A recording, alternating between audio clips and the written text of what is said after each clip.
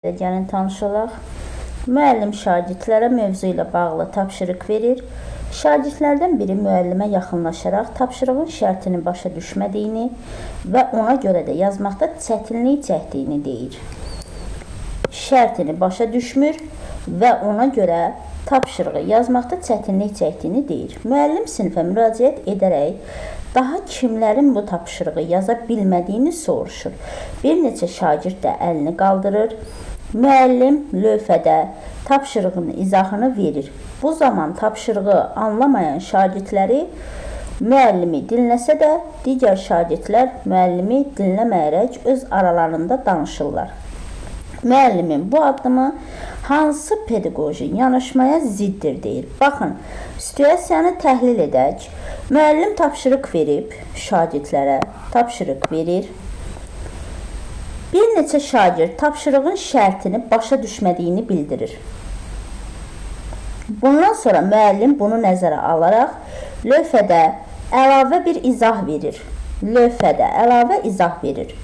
Bu düzgün addımdır. Müəllim təbii ki, tapşırığın şərtini başa düşməyən şagirdlərə lövhədə yenidən əlavə bir izah verir.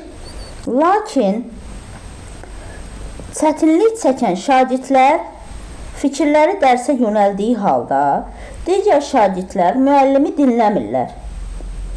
Tapşırığı anlamayan şagird müəllimi dinləsə də, digər şagird müəllimi dinləməyərək öz aralarında söhbət edirlər. Burada müəllim bütün sinifin fərqli ehtiyacların eyni vaxtda nəzərə almır. Bu isə əlbəttə ki, hər zaman dediyimiz kimi şagird yönümlü və diferensial yanaşmaya zid bir addımdır. Bizdən də deyir ki, müəllimin bu addımı hansı pedaqoji yanaşmaya ziddir. Gəlin variantlara baxaq. A variantında deyir ki, şagirdlərin intellektlərinin dərs prosesində nəzərə alınması onların həm sosial bacarıqlarının, həm də emosional cəhətdən inkişafına kömək edə bilər. Situasiyada müəllim bir qrup şagirdə izah verirdi. Amma digər şagirdlər nə etmişdi? Artıq fəaliyyətsiz qaldıqları üçün onlar öz aralarında danışıq aparırdılar. Və öz aralarında danışıq aparırlar və dərsi dinləyən digər şagirdlərin diqqətini yayındırırlar. Burada artıq biz görürük ki, müəllim bütün şagirdlərin fərdi xüsusiyyətlərini və ehtiyaclarını nəzərə almır. Bu səbəbdən də müəllimin bu addımı A variantında göstərilən pedaqoji yanaşmaya zidd addımdır. Bizim variantımız olacaq A variantı. Gəlin digər variantlarda analiz edək, əziz müdavimlər.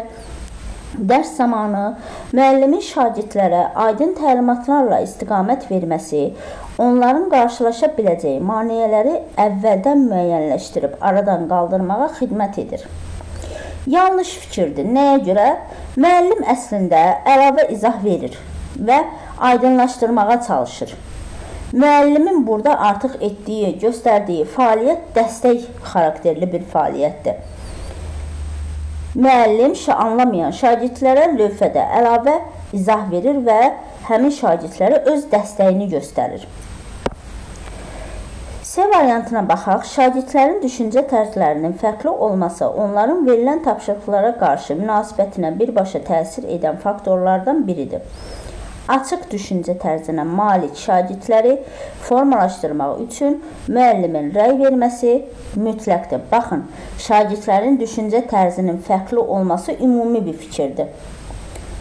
Burada əsas problem o deyil. Yəni, şagirdin fərqli düşüncə tərzində olması problemi deyil. Burada əsas problem tamamən fərqlidir.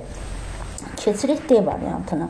D variantında deyir ki, şagirdlərin suallara səhv cavab verməsi və ya hər hansı bir çətinlik yaşaması öyrənmə prosesində önəmli faktorlardan biridir. Çünki öyrənmə məhz səhvlərdən keçir.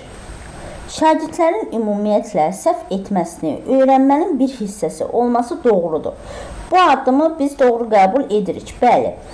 Amma situasiyada müəllim onların çətinliyini aradan qaldırmağa çalışırdı axı. Ona görə də bu variantı da yanlış olaraq qəbul edirik. Y variantında müəllimin tapşırığı izah etməsi, baxın, Şagirdlərin akademik nailiyyətlərinin yüksəlməsi üçün müəllimin dərsin izahını detallı şəkildə verməsi, tapşırıqların icrası zamanı şagirdlərə məqsədə uyğun istiqamət verməlidir. Müəllim burada artıq tapşırığı izah edir, istiqamət verir. Artıq müəllim burada düzgün bir strategiya belirləyir, düzgün bir strategiya nümayiş elətdirir. Problem izah verməliydi və problemə artıq bir izah verdi. Bütün sinifi cəlb edəcək şəkildə bu prosesi həyata keçirməliydi. Bu prosesi bütün sinifi problem izahına cəlb edəcək şəkildə təşkil etməliydi. Ona görə də Y variantı da bizim üçün yanlış variantdır. Ümumiyyətlə, əziz sertifikasiya və MİQ-ə gedən müdavimləri. Bütün sinifin fəallığının saxlanılması, şagirdlərin fərdi xüsusiyyətlərinin və fərdi ehtiyaclarının nəzərə alınması differensial təlimin və şagird yönümlü pedaqoji yanaşmanın əsas tələblərindəndir. Baxın, bu məqamı unutmayın. Bu tip suallarda şagird yönümlü pedaqoji yanaşma və differensial təlimin şərtlərinin ödənilməsi mütləq ki, əsas şərtdir.